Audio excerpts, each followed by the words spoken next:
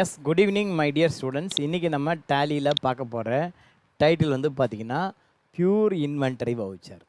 Pure inventory voucher அப்படிங்கிறது என்னென்னா உங்களுக்கு அக்கௌண்டிங் இம்பேக்ட் இல்லாத வவுச்சர்ஸ். அதுதான் வந்து பார்த்திங்கன்னா பியூர் இன்வென்டரி வவுச்சர் அப்படிம்பாங்க. பொதுவாக வவுச்சர்ஸை மூணாக பிரிப்பாங்க. ஒன்று வந்து பார்த்திங்கன்னா அக்கௌண்டிங் வவுச்சர், இன்னொன்று இன்வென்ட்ரி வவுச்சர், மூணாவது வந்து பார்த்திங்கன்னா பேரோல் வவுச்சர். இது மூணும் அக்கௌண்டிங் ரிலேட்டட் வவுச்சர்ஸ். ஓகேங்களா? ஃபஸ்ட்டு வந்து பார்த்திங்கன்னா அக்கௌண்டிங் வவுச்சர். அக்கௌண்டிங் வவுச்சர் அப்படிங்கிறது எதுனா purchase, sales, receipt, payment, contra, purchase return, sales return, JV.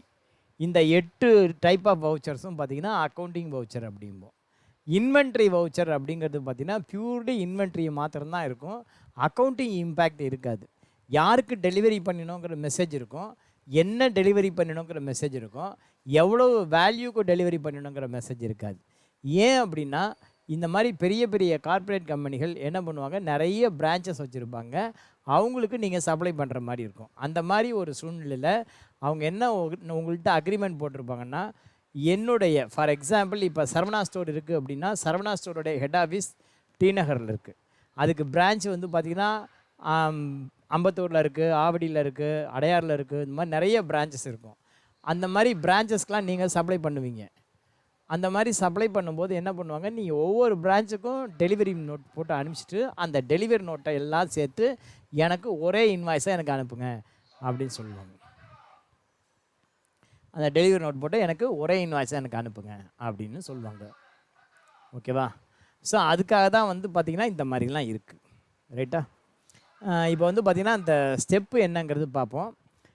Delivery side, receipt side. இதில் என்ன இருக்குது பார்த்திங்கன்னா, ஃபஸ்ட்டு டெலிவரி சைடுனா செல்லர், ரசிப்ட் சைடு பார்த்திங்கன்னா பர்ச்சேஸர். ஓகேவா? இப்போ திவாகர் வந்து விற்கிறாருன்னு வச்சுப்போம், பிரவீன்கிறவர் வாங்கிறதா வச்சுப்போம். ஓகேவா? திவாகர் விற்கிறாரு, பிரவீன் வந்து வாங்குறாரு.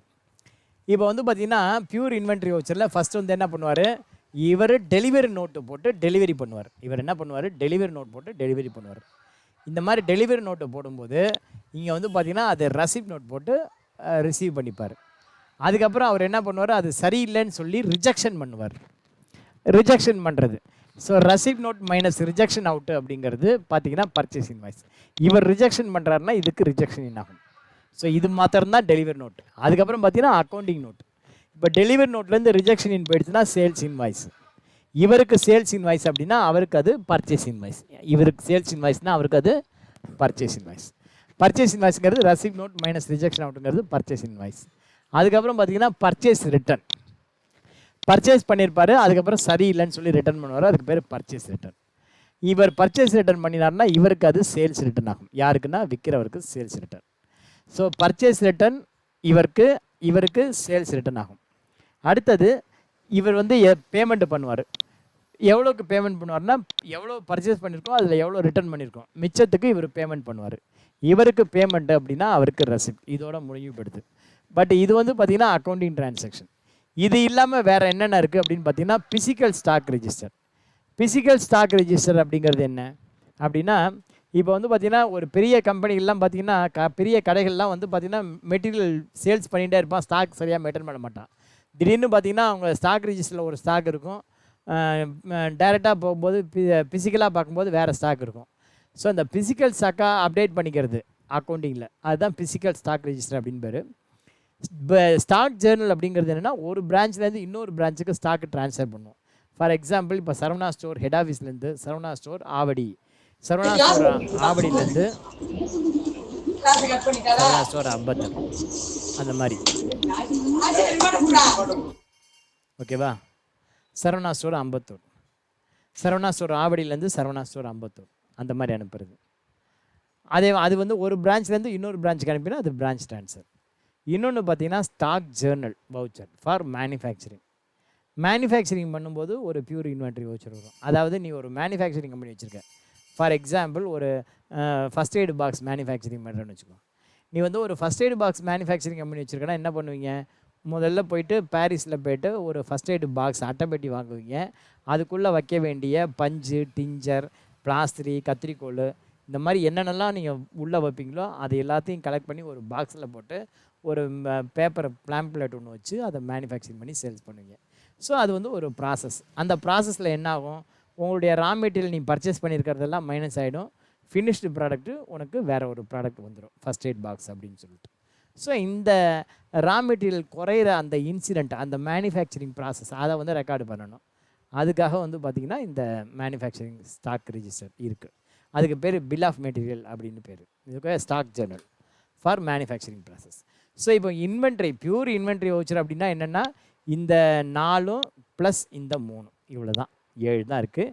பட் அவன் வந்து 6 தான் கொடுத்துருக்கான். இப்போ நம்ம சம்மில் போய் பார்ப்போம் இந்த பியூர் இன்வென்ட்ரி வவுச்சர்ஸ். இதில் வந்து சம்மில் என்ன சொல்லியிருக்குன்னு பார்ப்போம். சம்மில் என்ன சொல்லியிருக்கு, ஃபஸ்ட்டு எடுத்தோடனே ரசீப்ட் நோட்டில் ஸ்டார்ட் பண்ணுறாங்க. On 24/21, T. Balaji Private Limited received the following stock item from Parichai Enterprises, Kanpur. Bill not received and stock kept at Katra Kudoon அப்படின்னு இருக்கு. அதாவது என்ன சொல்கிறாங்க, T Balaji super market private limited இருக்கு இல்லையா, அது என்ன பண்ணியிருக்கு, பரிச்சை என்டர்பிரைசஸ்லேருந்து வந்திருக்கு. என்ன வந்திருக்கு, மெட்டீரியல் வந்திருக்கு, ஆனால் இன்வாய்ஸ் வரல. Bill not received, bill not received but stock kept at Katra godown அப்படின்னா அதை நம்ம எதில் ரெக்கார்ட் பண்ணுவோம் அப்படின்னா மெட்டீரியல் ரசீப்ட் நோட்டில் ரெக்கார்ட் பண்ணணும். இப்போ நம்ம டேலியை ஓப்பன் பண்ணுவோம். டேலியை ஓப்பன் பண்ணி அந்த கம்பெனியை ஓப்பன் பண்ணுவோம். செலக்ட் ஃப்ரம் ட்ரைவு நம்ம எங்கே வச்சுருக்கோம்னா இ ட்ரைவில் வச்சுருக்கோம். அதில் டி பாலாஜி சூப்பர் மார்க்கெட் இதை தான் நம்ம வச்சுருக்கோம்னு நினைக்கிறேன். ஒரு நிமிஷம் பார்ப்போம் அந்த சம் தானா அப்படின்னு சொல்லிட்டு. ஆமாம், இந்த சம் தான். ஓகேவா, இந்த சம் தான். இந்த சம்மில் ஃபஸ்ட்டு வந்து பார்த்திங்கன்னா அக்கௌண்டிங் வவுச்சர், இதுக்கு வந்து ஷார்ட்கட் என்ன சொல்லியிருக்கேன் நான். ஃபஸ்ட்டு வந்து பார்த்திங்கன்னா ரசீப்ட் நோட்டுக்கு ஆல்ட் F9, எதுவாக இருந்தாலும் F10 ப்ரெஸ் பண்ணி ஆல்ட் F9 போடும். என்ன பண்ணணும், நீங்கள் எடுத்த உடனே ஆல்ட் F9 அப்படின்னு போட்டால் வராது. அதுக்கு பதிலாக என்ன பண்ணணும், அதர் வவுச்சர் அப்படின்னு ஒரு ஆப்ஷன் இருக்குது. இந்த அதர் வவுச்சர் ப்ரெஸ் பண்ணி அதில் ஆல்ட் F9, இங்கே ஆல்ட் F9 இங்கேருந்து படி போட்டால் இப்போ வந்துடும். அப்படி இல்லைனா ஷோ மோர் அப்படின்னு இருக்கும், அல்லது ஷோ இன்ஆக்டிவ். அந்த ஷோ இன்ஆக்டிவில் போய் பார்த்தீங்க அப்படின்னா உங்களுக்கு இந்த இன்வென்ட்ரி வவுச்சரில் தேடிங்கன்னா உங்களுக்கு வந்துடும் ரசீப்ட் நோட். இதுக்கு வந்து பார்த்திங்கன்னா ஆல்ட் F9, இதுக்கு ஷார்ட்கட் என்ன ஆல்ட் F9 கொடுத்தீங்கன்னா இதை ஆக்டிவேட் பண்ணட்டுமா அப்படின்னு இருக்குது. ஏன்னா இது வந்து ஏன் ஆக்டிவேட் பண்ணட்டுமா இருக்குது அப்படின்னா அது இன்ஆக்டிவில் இருக்குது. உனக்கு வேணும்னா ஆக்டிவேட் பண்ணிக்கலாம், வேண்டாட்டி விட்டுடலாம். அதனால் இன்ஆக்டிவில் இருக்குது. ஸோ எதெல்லாம் வந்து உனக்கு இன்ஆக்டிவாக இருக்கோ அதையெல்லாம் நீ ஆக்டிவேட் பண்ணும்போது இந்த கொஸ்டின் கேட்கும். எதெல்லாம் வந்து உனக்கு இன்ஆக்டிவில் இருக்கோ அதை வந்து வேணும்னு ஆக்டிவேட் பண்ணும்போது இது உனக்கு வேணுமா அப்படின்னு கேட்கும். இது உனக்கு வேணுமா அப்படின்னு கேட்கும். அப்படின்னா நீ வேணும்னா ஆக்டிவேட் பண்ணிக்கலாம், வேண்டாட்டி விட்டுட்டு போயிடலாம். இது நமக்கு வேணும், அதனால் ஆக்டிவேட் பண்ணிக்கிட்டோம். ஓகேவா, இப்போ வந்து பார்த்திங்கன்னா எனி டேட்டு பார்ப்போம். டேட் வந்து என்ன சொல்லுது, on 24/21 அப்படிங்குது. இங்கே வந்து பார்த்தோன்னா டேட்டு மாற்றணும். டேட் வந்து பார்த்திங்கன்னா 1/4/24 இருக்குது. நான் என்ன பண்ணுறேன், F2 ப்ரெஸ் பண்ணி 1/4/21 அப்படின்னு மாற்றுறேன். இந்த மாதிரி மாற்றினா என்ன சொல்லுது, date cannot be below the financial year beginning date அப்படிங்குது. ஆக்சுவலாக வந்து என்ன சொல்லுது, date cannot be below the financial year beginning date அப்படிங்குது. ஆக்சுவலாக அப்படின்னா என்ன அர்த்தம் அப்படின்னா, இந்த கம்பெனி 1/4/2024 ஆரம்பிச்சிருக்கீங்க, ஆனால் நீ என்ட்ரி பண்ணுற டேட்டு 1/4/2021 அப்படின்னு வருது. இப்போ இந்த மாதிரி சுச்சுவேஷனில் என்ன பண்ணணும் அப்படின்னா, உண்மையிலே இந்த கம்பெனி 1/4/21 தான் ஸ்டார்ட் ஆகிருக்கு. அப்போ என்ன பண்ணணும்னா எஸ்கேப் கொடுத்து கேட்வே ஆஃப் டேலி வந்து இந்த கம்பெனியோடைய ஃபினான்ஷியல் இயரை மாற்றணும். இந்த கம்பெனியோடைய ஃபினான்ஷியல் இயர் எப்படி மாற்றலாம் அப்படின்னா, ஆல்ட்டு கேல போயிட்டு ஆல்டர் அப்படின்னு கொடுங்க. ஆல்டர்னு கொடுத்து இந்த இடத்துல ஃபினான்ஷியல் இயர் 2021-22 மாற்றணும். இந்த ஃபினான்ஷியல் இயர் 2021-22 மாற்றுங்க. அப்புறம் வந்து பார்த்திங்கன்னா இந்த ஃபினான்ஷியல் இயரை எடுத்துருங்க. இங்கே ஃபினான்ஷியல் இயர் ரிமூவ் பண்ணிடுங்க. இது வரைக்கும் ஒன்றும் கேட்காது. பட் இங்கே வந்து 1/4/21 அப்படின்னு போட்டோன்னா உனக்கு டேட்டா லாஸ் ஆகிடும், பரவாயில்லையா அப்படின்னு கேட்கும். எஸ் கொடுங்க, 2 வாட்டி கொடுங்க. ஆக்சுவலாக இந்த மாதிரி டேட்டா வந்து நீ வந்து 2 விஷயம், 1/4/2024 டேட்டாவை 1/4/2021 மாற்றுறேன், இது ஒரு சினாரியோ. 1/4/2021 டேட்டாவை 1/4/2024 மாற்றுறேன், இது 2வது சினாரியோ. இந்த 2 சினாரியோலையும் என்ன நடக்கும், ஃபஸ்ட்டு சினாரியோ அப்படின்னா என்னன்னு சொல்லிட்டேன். சினாரியோனா என்ன, இப்போ ஒன்றும் இல்லை, 12Bன்னு ஒரு படம். அந்த 12B படத்தில் ஒரு ஹீரோ, அந்த ஹீரோ வந்து என்ன பண்ணுவான், இன்டர்வியூ அட்டன் பண்ண போவான்.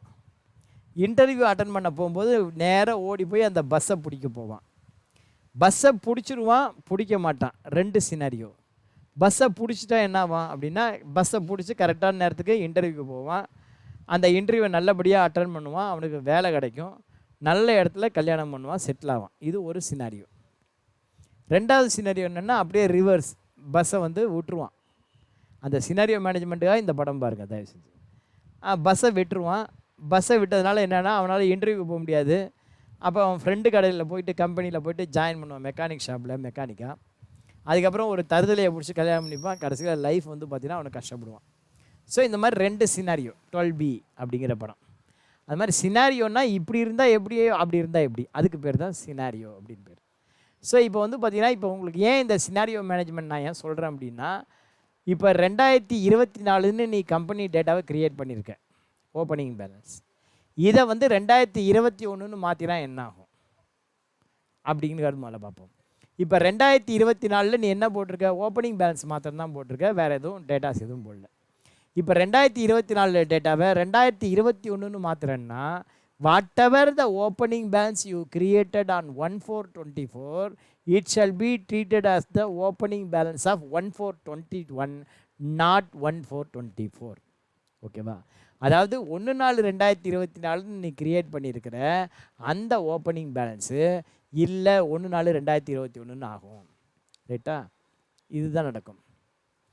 இப்போ வந்து பார்க்குறேன் 2வது சினாரியோ, 1/4/21ன்னு இருக்கிற டேட்டாபேஸ், அதை வந்து 1/4/24ன்னு மாற்றுறேன். அப்போ என்ன நடக்கும்? இப்போ 1/4/21லேருந்து 1/4/24ன்னு மாற்றுறேன்னு வச்சுக்கோ. அப்போ ரிவர்ஸில் வரேன். ஓகேவா? 1/4/21லேருந்து 24 இப்படி வர. அந்த மாதிரி வரும்போது இன்பிட்வீன் பீரியடில் உனக்கு டேட்டா இருக்கும். இன்பிட்வீன் பீரியடில் டேட்டா இருக்கும். ஃபஸ்ட்டு வந்து பார்த்திங்கன்னா ஓப்பனிங் பேலன்ஸ் 1/4/21 ஓப்பனிங் பேலன்ஸ் பூரா 1/4/24 மாறிடும். இது முதல் சேஞ்ச். 2வது சேஞ்சு 1/4/21க்கும் 31/3/24க்கும் இடையில ஒரு 1000 என்ட்ரி போட்டிருக்கேன்னு வச்சுக்கோ. அந்த 1000 என்ட்ரியும் லாஸ் ஆகிடும். என்னாகும்? அந்த 1000 என்ட்ரியும் லாஸ் ஆகிடும். அதுதான் சொல்லுது டேட்டா லாஸ்ட் ஆகும் பரவாயில்லையா அப்படின்னு. பட் 2 இடத்துலையுமே இந்த கேள்வி கேட்குது. ஃபஸ்ட் இடத்துல கேட்குறது தப்பு, பட் செகண்ட் இடத்துல கேட்குறது ரைட்டு அப்படிம்ப. இந்த இடத்துல டேட்டா லாஸ்ட் ஆகாது. ஆக்சுவலாக என்ன லாஸ் ஆகும் அப்படின்னா, whatever the opening balance you created on 1/4/24 will take it as the opening balance of 1/4/21. அவ்வளோதான் இந்த இடத்துல. ஸோ நம்ம என்ன பண்ணுறோம், அக்செப்ட் பண்ணிவிட்டு என்ட்ரு கொடுக்குறோம். இப்போ போயிட்டு நீங்கள் 1/4/21 அப்படின்னு போடுங்க. F2 போட்டு 1/4/21 அப்படின்னு போட்டால் இப்போ வந்து என்ன சொல்லுது, date cannot be below the current period. ஏன்னா இந்த பிரச்சனையை நான் ஏன் உங்களுக்கு சொல்கிறேன் அப்படின்னா, இதை வந்து நீங்கள் டேலியில் என்ட்ரி பண்ணும்போது நீங்கள் ஃபேஸ் பண்ணியிருப்பீங்க. அந்த மாதிரி ஃபேஸ் பண்ணும்போது அந்த மாதிரி பிரச்சனை வந்தால் அதை எப்படி சால்வ் பண்ணணும் அப்படிங்கிறத நான் சொன்னேன். ஃபஸ்ட்டு வந்து பார்த்தீங்கன்னா date cannot be financial year beginning டேட்டுக்கு முன்னாடி இருக்கக்கூடாது அப்படின்றது தான் எப்படி. இப்போ வந்து பார்த்திங்கன்னா என்ன சொல்லுது, date cannot be below the current period or above the current period. But current period வந்து இப்போ என்னன்னு காட்டுதுன்னா 1/4/24 அப்படின்னு காட்டுது. அப்படின்னா என்ன அர்த்தம், நீ என்ட்ரி பண்ணின இந்த டேட்டு கரண்ட் பீரியடை விடவும் கம்மியாக இருக்குது. கரண்ட் பீரியட் என்னென்னா 1/4/24. அப்போ என்ன பண்ணணும்னா, இப்போ என்ன பண்ணணும்னா எஸ்கேப் கொடுத்து Alt F2 போட்டு 1/4/21லேருந்து 31/3/25 இந்த மாதிரி போடணும். ஏன் போடணும், அப்போ தான் நீங்கள் 1/4/21 அப்படிங்கிற டேட்டாவை என்ட்ரி பண்ண முடியும். ரைட்டா? புரியுதா? இப்போ வந்து பார்த்தீங்கன்னா date cannot be below the financial year beginning date தான் வந்தால் என்ன பண்ணுறது, date cannot be below the current period or above the current period அப்படின்னா கரண்ட் பீரியடை விட முன்னாடியோ பின்னாடியோ இருக்குது. நீ Alt F2 போட்டு பீரியடை சேஞ்ச் பண்ணிக்கணும். ஃபினான்ஷியல் இயர் ஆரம்பிக்கிறதுக்கு முன்னாடி இருக்குது அப்படின்னா you have to change the financial year only. இந்த இடத்துல ரசீவ் நோட்டு பார்ப்போம். என்ன சொல்கிறாங்க, ஆன் 2/4/21 அப்படிங்கிறான். அப்படின்னா என்ன பண்ணணும், இங்கே டேட்டை மாற்றிக்கணும். F2 போட்டு 2/4/21. ஆன் 2/4/21 பரிச்சை என்டர்பிரைசஸ் கேன்போர் bill not received and stock kept at Katra godown. பரிச்சை என்டர்பிரைசஸ்லேருந்து நமக்கு வந்திருக்கு. செல்லர் யாருன்னா பரிச்சை என்டர்பிரைசஸ். அவன் வந்து பார்த்திங்கன்னா டெலிவரி நோட்லாம் ஒன்றும் கொடுக்கல. நாம் என்ன சொல்கிறோம், அதுக்கு ரசீப்ட் நோட்டு அப்படின்னு வச்சுப்போம். நம்முடைய ரெஃபரன்ஸுக்கு நம்ம வச்சுக்கிறோம். மெம்ஆர்என் 1 எம்ஆர்என் அப்படின்னா மெட்டீரியல் ரசீவ் நோட் 1 அப்படின்னு அர்த்தம். எம்ஆர்என்னா என்ன? Material ரசீவ் note 1. என்டர் கொடுப்போம். யார்கிட்டேருந்து வந்திருக்கு? யார்கிட்டேருந்து வந்திருக்குன்னா பரிச்சை என்டர்பிரைசஸ் அப்படிங்கிறது வந்திருக்கு. பரிச்சை என்டர்பிரைசஸ். இந்த பரிச்சை என்டர்பிரைசஸ்ங்கிறது யார்? அவன் சன்ட்ரி கிரெடிட்டார். ஓகேவா? மெயின்டைன் பில் பை பில் எஸ் கொடுத்து 5 நாள் கிரெடிட் கொடுங்க போதும். பரிச்சை என்டர்பிரைசஸ். பர்ச்சேஸ் லெட்ஜர் கேட்குது. இதுக்கு நம்ம பர்ச்சேஸ் லெட்ஜர் ஜிஎஸ்டி லெட்ஜர்லாம் க்ரியேட் பண்ணாமல் இருக்கோம். இந்த சம்முக்கு நம்ம க்ரியேட் பண்ணிப்போம். ஃபஸ்ட்டு க்ரியேட்டில் வந்து பார்த்திங்கன்னா இந்த இடத்துல ஜிஎஸ்டி லோக்கல் பர்ச்சேஸ் அப்படின்னு ஒரு லெட்ஜர் க்ரியேட் பண்ணிக்கோ. ஜிஎஸ்டி லெட்ஜர்லாம் ஒரு லிஸ்ட்டு கொடுத்துருக்கேன். அந்த லிஸ்ட்டு படி நீங்கள் ஒவ்வொரு கம்பெனிக்கும் இனிமேல் க்ரியேட் பண்ணிக்கணும். GST local purchase under purchase account. இது வந்து பார்த்திங்கன்னா ஆஸ் பர் கம்பெனி கொடுங்க. டைப் ஆஃப் சப்ளை வந்து குட்ஸ் கொடுங்க. ஓகேவா? என்ன ஐட்டம் அப்படின்னு பார்த்தீங்கன்னா வந்திருக்கிறது என்ன? Dettol liquid soap pump 100 bottle வந்திருக்கு. Dettol liquid soap pump 100 note வந்திருக்கு. ட்ராக்கிங் நம்பர் இந்த இடத்துல வந்து பார்த்திங்கன்னா ட்ராக்கிங் நம்பர் ஸ்டார்ட் ஆகுது. இந்த MRN1 அப்படிங்கிறது நாம் கொடுத்துருக்கிற நம்பர். இதுதான் வந்து ட்ராக்கிங் நம்பர். எதுக்காகனா இது இன்வாய்ஸ் ஜென்ரேட் பண்ணுறதுக்காக. இப்போ MRN1ல் எந்த குடோனில் வைக்க சொல்லியிருக்காங்க? காத்ரா குடோன் வைக்க சொல்லியிருக்காங்க. ஸோ காத்ரா அப்படின்னு செலக்ட் பண்ணிக்கோ. எத்தனை குவான்டிட்டி வந்திருக்கு? 100 குவான்டிட்டி வந்திருக்கு. ஒரு குவான்டிட்டியோட ரேட்டு 69 ரூபா. ரைட்டா? என்டர் கொடுங்க. என்டர். அடுத்தது வந்து பார்த்திங்கன்னா head and shoulder anti dandruff. Head and shoulder அதுவும் இதே MRN நம்பர் 1. அதையும் எங்கே வைக்கிறோன்னா காத்ரா குடோனில் தான் வைக்கிறோம். எவ்வளோ பாட்டில் வந்திருக்கு? 100 பாட்டில் வந்திருக்கு. 155 ரூபா. என்டர் கொடுங்க. சார் இந்த இடத்துல டேக்ஸ் வேணும்பா அப்படின்னா டெலிவரி நோட்டுக்கும் ரசீவ் நோட்டுக்கும் டேக்ஸ் வேண்டாம். என்ன வேண்டாம்? டெலிவரி நோட்டுக்கும் ரசீவ் நோட்டுக்கும் டேக்ஸ் வேண்டாம். பர்ச்சேஸ் அண்டு சேல்ஸ் இன்வாய்ஸ் வரும்போது டேக்ஸ் போட்டுக்கலாம். டெலிவரி நோட்டுக்கும் ரசீவ் நோட்டுக்கும் டேக்ஸ் வேண்டாம். ஸோ என்டர் கொடுங்க. என்டர் கொடுத்து சேவ் பண்ணுங்க. ஓகேவா? இது ரசீவ் நோட்டு. ரசீவ் நோட்டுக்கு அப்புறம் ரெண்டாவதாக என்ன இருக்குது? Rejection out. உனக்கு வந்திருக்கு, அதில் நீ சிலது வேண்டான்னு ரிஜெக்ட் பண்ணுற. அது எப்படி? Suppose on 2nd April 20 50 bottles of Dettol liquid soap has been rejected by T Balaji Private Limited before making a bill. அதாவது பரிச்சை என்டர்பிரைசஸ் பில் பண்ணுறதுக்கு முன்னாடியே என்ன பண்ணிட்டாங்க?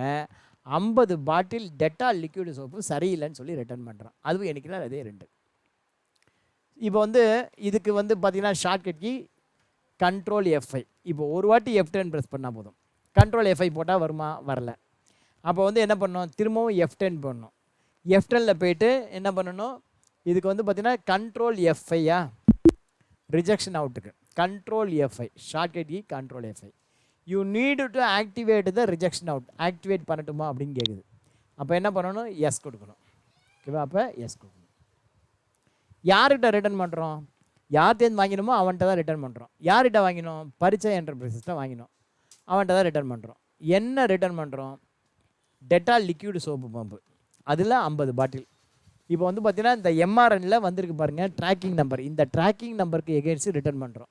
இதில் வந்து பார்த்திங்கன்னா இந்த டெட்டால் லிக்விட் சோப்பு MRN1 அப்படிங்கிற ரசீப்ட் நோட் நம்ம க்ரியேட் பண்ணியிருக்கோம். அதில் 100 வந்திருக்கு. அந்த வந்த 100ல் நம்ம 50 ரிட்டர்ன் பண்ணுறோம். ஸோ அதை செலக்ட் பண்ணி இந்த 100ல் 50 ரிட்டர்ன் பண்ணுறோம். ஓகேவா? 100ல் 50 ரிட்டர்ன் பண்ணுறோம். அப்படின்னா எவ்வளோக்கு நம்ம பில்லு கொடுக்க வேண்டியிருக்கோம் அப்படின்னு பார்த்தீங்கன்னா ஃபஸ்ட்டு வந்து பார்த்திங்கன்னா நமக்கு வந்திருக்கிறது டெட்டால் லிக்விட் சோப் 100, இது 100 வந்தது. இதில் 50 வேண்டான்னு நம்ம ரிட்டர்ன் பண்ணிட்டோம். அப்போ இதுக்கு 50ம் இதுக்கு 100க்கும் இதுக்கு மாத்திரம் நம்ம காசு கொடுக்கணும். இப்போ இவனுக்கு ரிஜெக்ஷன் அவுட் போட்டாச்சு. அடுத்தது பாருங்கள் delivery note. On 2/4/21 Balaji Private Limited delivered following stock item to MS Enterprises who belongs to Canberra according to order number. இந்த சேல்ஸ் ஆர்டர் நம்பர் படி MS என்டர்பிரைசஸ்க்கு நம்ம இதெல்லாம் வந்து டெலிவரி பண்ணுறோம். ஆக்சுவலாக நமக்கு ஒரு சேல்ஸ் ஆர்டர் வந்திருக்கு. சேல்ஸ் ஆர்டர் ப்ராசஸ் அப்புறம் பார்க்கலாம். இது இப்போதைக்கு வேண்டாம். ஓகேவா? இது இப்போதைக்கு வேண்டாம். ஆக்சுவலாக எதை அக்கௌண்ட் பண்ணணும்னாக்கா இந்த டெலிவரி நோட்டு மாத்திரம் போட்டு அனுப்புகிறோம், அதை மாத்திரம் நம்ம ரெக்கார்ட் பண்ணுவோம். யாருக்கு நம்ம டெலிவரி பண்ணுறோம்? Balaji private limited delivered stock to MS enterprises. அப்போ எம்எஸ் என்டர்பிரைசஸ்ங்கிறது யார்? டெட்டார். யாருக்கு டெட்டார்? பாலாஜி ப்ரைவேட் லிமிடெட்டுக்கு டெட்டார். இதுக்கு வந்து ஒரு சேல்ஸ் லெட்ஜர் க்ரியேட் பண்ணிக்கணும். ஓகேவா? டெலிவரி நோட்டுக்கு shortcut key Alt F8, F10 press பண்ணி Alt F8. இப்போ வந்து வெறும் Alt F8 போட்டால் வராது. F10 ப்ரெஸ் பண்ணி Alt F8 போட்டிங்கன்னா தான் உங்களுக்கு ஆக்டிவேட் பண்ணிக்கிட்டுமான்னு வரும். ஏன் இந்த கேள்வி கேட்குது ஆக்டிவேட் பண்ணிக்கிட்டுமான்னு? எது ஒன்று இல்லையோ அதை ஆக்டிவேட் பண்ணட்டுமா, இன்ஆக்டிவில் இருக்குது அப்படின்னா அதை ஆக்டிவேட் பண்ணிக்கிட்டுமான்னு கேட்கும். இப்போ வந்து பார்த்திங்கன்னா டெலிவரி நோட்டு வந்தாச்சு. டெலிவரி யாருக்கு பண்ணுறோம்? எம்எஸ் என்டர்பிரைசஸ்க்கு பண்ணுறோம். எம்எஸ் என்டர்பிரைசஸ் இங்கே இல்லை. அப்போ என்ன பண்ணோம்? க்ரியேட் பண்ணணும். அப்போ என்ன பண்ணணும்? க்ரியேட் பண்ணணும். கம்பெனி பேர் என்ன? MS enterprises. இந்த எம்எஸ் என்டர்பிரைசஸ்ங்கிறது யார்? Sundry debtor. அவனுக்கு ஒரு 15 நாள் கிரெடிட் கொடுங்க. MS enterprises